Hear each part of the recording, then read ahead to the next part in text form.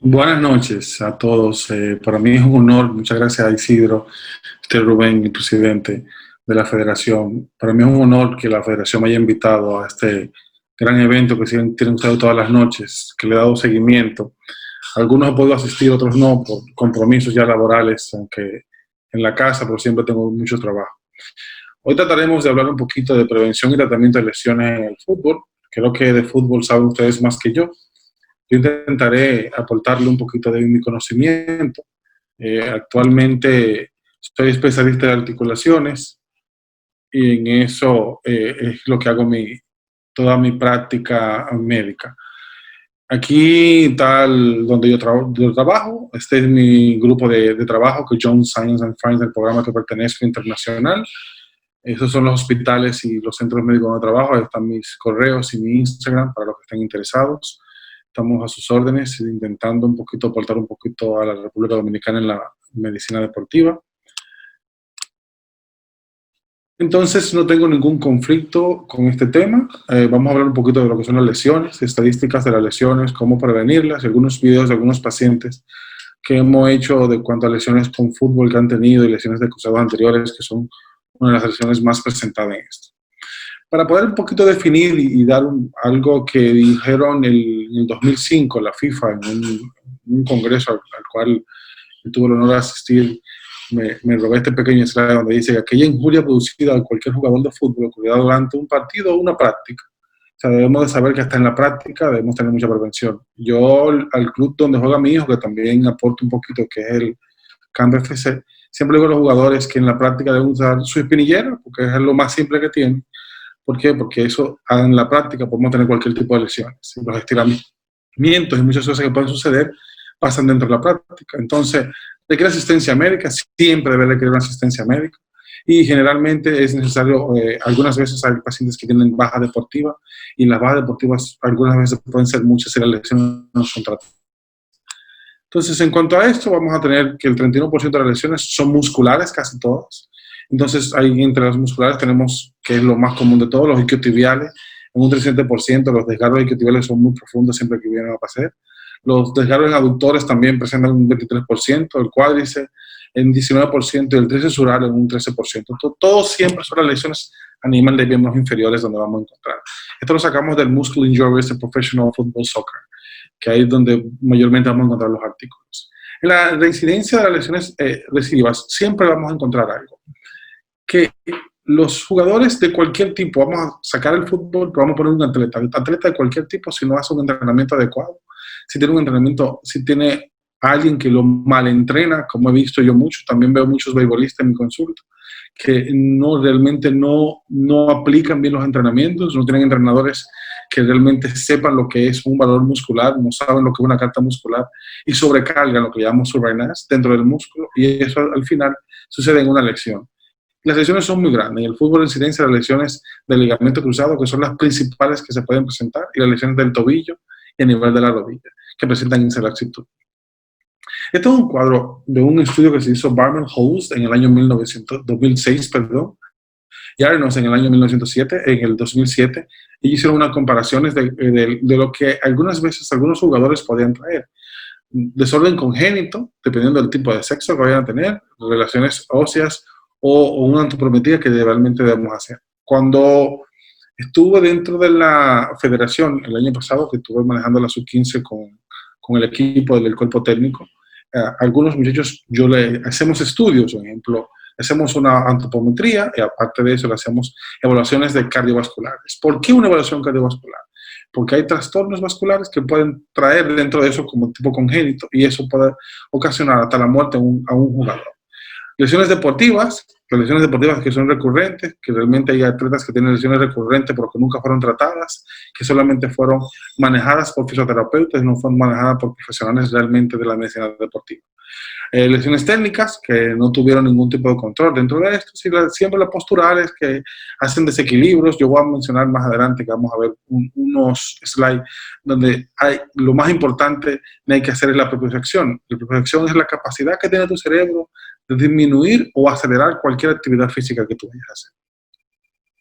Entonces, un dato clave es prácticamente en su totalidad, las lesiones musculares se producen con movimientos que son excéntricos. Hasta el tipo de cancha va a influir, el tipo de calzado que vayamos a usar dentro del fútbol va a influir entre todas las lesiones que podemos hacer. Siempre vamos a tener alteraciones. Entonces, ¿qué son las lesiones? Las lesiones se producen más, ¿dónde? Siempre en el miembro inferior, en estos pacientes que tenemos nosotros o los jugadores, que son jugadores de fútbol básicamente. Los músculos que son más afectados son las lesiones, siempre son del futbolista. Los mecanismos de lesión se producen habitualmente por exacerbación o descargas excesivas a nivel del músculo. Y entonces, este es un pequeño cuadro donde va a decir, entre un estudio que se hizo en el 2019, sobre el origen y lesiones musculares. Un ejemplo, dice origen del músculo, los isquiotibiales, el 65%. Esa fue la última versión que se hizo en Matías Madrid. Los ligamentos, básicamente los 15 de tobillo, se representan un 59%. Y las tendinopatías, que son las púbicas, que se presentan mucho por los pateos que hacen los jugadores, se representan un 46.6%. ¿Qué es de importante eso? Que tenemos factores que van a influir mucho, que van a pasar. Los del miembro de tren inferiores, que le llamamos tren inferiores a la parte ya de la rodilla hacia abajo, representan unas lesiones con mucho mayor o mal pronóstico. Y tenemos un aumento de la probabilidad de las lesiones dependiendo del año que tengan. Dependiendo de la edad que tú vayas a tener, va a tener tipo de lesiones. Hay pacientes que tienen hasta desórdenes óseos que al final, en vez de una lesión muscular, van a presentar algunas veces fracturas por arrancamiento. Aunque Belan y Barden en Estados Unidos refieren, en el juego de fútbol, que las lesiones por fracturas representan solamente un 30%. O sea que no son muy elevadas, exceptuando las musculares. Entonces, los centromediocampistas presentan mayores lesiones por cuando hacen demarcaciones. ¿Qué tenemos en factores? Hay dos tipos de factores, los extrínsecos, que son del tipo de deporte o superficie de contacto, como mencioné. Si tengo una superficie que no es adecuada para el calzado que yo uso, las lesiones pueden exacerbarse. Los intrínsecos, pues son las características, la edad, el sexo, realmente la alimentación. Hay personas que no creen mucho en eso, pero la nutrición es muy importante. Y como yo siempre le digo a los jugadores, la hidratación sobre todo, porque tú sometes a tu músculo una carga de proteína que no estás consumiendo y eso hace que tu parte de que tu músculo sufra, también puede sufrir los riñones, otra parte de tu cuerpo, y eso hace que te debilite. Tienes pérdida del cansancio, pérdida del ritmo y al final puede tener una lesión mayor que no sea recuperable. Entonces, el proceso genérico es un cuadro que lo vi, lo tomé de un compañero que es fisiatra, donde realmente te hace un tratamiento genérico en la fase 1, que es el tratamiento médico, que realmente ahí es donde intervenimos nosotros, la fase 2, que es la recuperación funcional, que siempre vamos a tener, una fase 3, que es la reparación deportiva, física, técnica y táctica, que eso ya se encargan los directores técnicos, los preparadores físicos dentro del campo del fútbol, y una fase 4, que es la vuelta al grupo. ¿Qué es importante de esto que me quise tomar un poquito del tiempo para traerlo? Que entre todos en que estamos en una fase, todos debemos de trabajar con el atleta. No es que el de la fase 1, que ya pasó la fase 1, y el de la fase 4 dice, ya, yo no tengo que saber desde la fase 1. No, no es así. El de la fase 4, cuando terminemos que estemos en fase 4, debe actuar todo conjunto para saber si realmente el atleta debe de volver al campo, que las condiciones son de volver al campo. Debemos recordar una cosa, no es lo mismo hacer una reparación de un cruzado, de un tendón del tobillo, como el deltoideo, cuando tienen lesiones por esguinces a recurrencia, a un atleta de alto rendimiento del fútbol, que a una persona que realmente no tenga ninguna actividad física, porque la recuperación debe ser diferente, el tratamiento es muy diferente, porque el retorno a una persona que no tenga actividades físicas demandantes debe ser un poquito más largo que el retorno a una actividad física de una persona que tenga demandante. Me explico en eso. Los futbolistas no pueden durar 4 meses para retornar por una lesión de cruzado. Deben de retornar mucho antes. Entonces debemos de saber cómo vamos a manejar cada fase de cada atleta y cada atleta debe ser individual. Cada fase va a ser individual.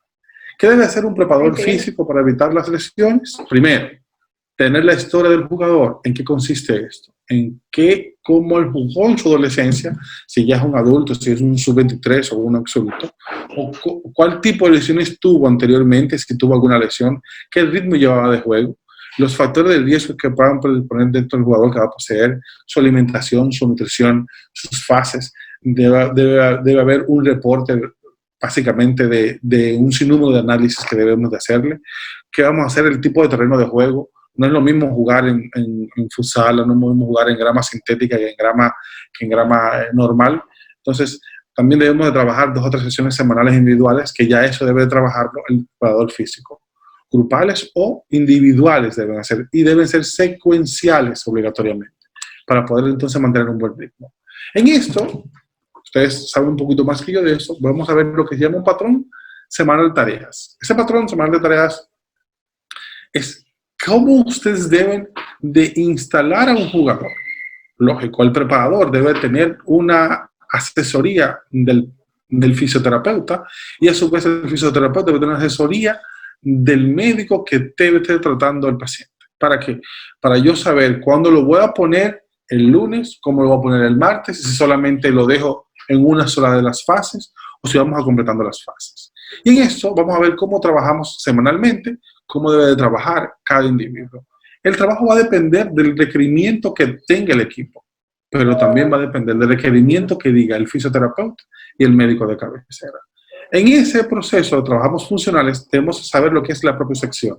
Si se fijan en este slide, tenemos un sinnúmero de cosas que están pasando. ¿Cómo debemos de activar la propiocepción? Es mandarle a mi cerebro que yo tengo que tener un sinnúmero de cosas o de equilibrio que debemos de hacer para poder activar el sistema muscular y empezar a hacer estiramientos en base a este problema muscular. Bueno, hay un perro por ahí. Entonces, en base a eso, es que hacemos lo que es la propiocepción. Eso debemos de hacerlo siempre con los jugadores antes del juego y después del juego. Pero si el jugador tiene una lesión, también debemos de empezar otra vez a lo mismo. Yo siempre digo a mis pacientes que cuando empezamos y si hacemos algún trastorno en el miembro inferior, debemos adecuar nuestra marcha. Y en eso se basa la propiocepción, en adecuar la marcha, que realmente casi no lo usan. Los materiales en instalaciones, las botas, como les mencioné, y aparte de todo eso. Entonces aquí hacemos ejercicios de elasticidad.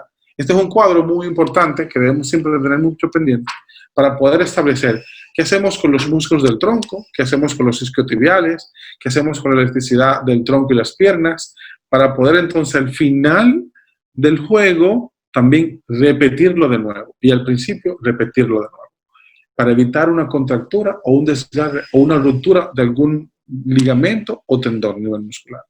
Esto es uno de mis pacientes, un joven que yo operé sobre un cruzado anterior. Eso es una artroscopía que realmente no lo hace mínimamente invasivo, como decimos. Y en este ejemplo, miren este paciente, eso que se ve ahí en este video es una lesión del cruzado. Miren cómo se ve esa inestabilidad dentro de la rodilla, y al final de la cirugía, eso fue lo que hicimos. Restablecimos todo lo que tenía realmente él destrozado. En este otro, cruzó, perfecto, este otro paciente, miren la inestabilidad realmente que tiene, miren cómo se va la pierna hacia adelante, él estuvo jugando fútbol y se rompió el cruzado por todos los ligamentos, tantos colaterales, mediales y laterales que van dentro de la rodilla en esta parte, se lesionaron y el cruzado posterior también tuvo una lesión. Tratamos de hacer una reconstrucción por completo. El paciente, hoy no le puedo mostrar el video, pero ya se recuperó y está jugando. Él ahora mismo juega en Estados Unidos con uno de mis sobrinos y eso. Eso significa, todas las lesiones producen este tipo de inestabilidad dentro de la rodilla, que es casi el 70% de las lesiones que va a tener un jugador dentro del fútbol a base de esa parte. Entonces siempre tenemos que tener pendiente en eso. Hay que restablecer las condiciones generales necesarias para poder hacer eso. Y al final vamos a tener un jugador contento. Muchas gracias.